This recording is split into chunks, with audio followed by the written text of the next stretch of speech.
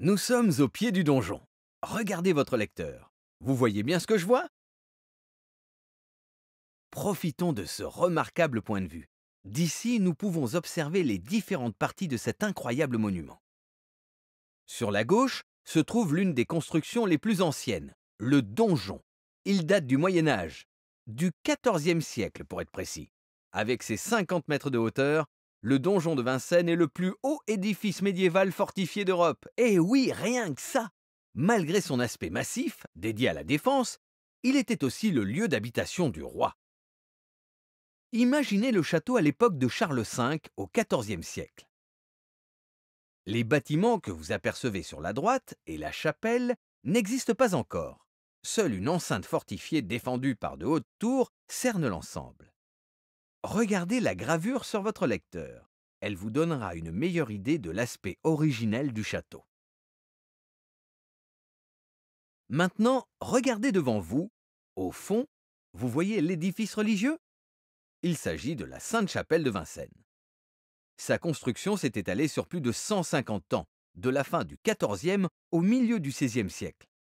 La Sainte-Chapelle de Vincennes, comme celle de Paris, était destinée à abriter des reliques de la Passion du Christ. Ce bâtiment nous fait découvrir les débuts du style gothique flamboyant. C'est un gothique au décor plus exubérant. Tenez, sur l'écran apparaissent des images de cet édifice. Jetez maintenant un œil sur la droite. Cette construction vous emmène au XVIIe siècle, sous le règne de Louis XIV. C'est d'ailleurs sur sa demande que l'architecte Louis Le Vau réalise cet ensemble constitué de 2 pavillons, l'un face à vous, et son pendant implanté de l'autre côté de la cour royale.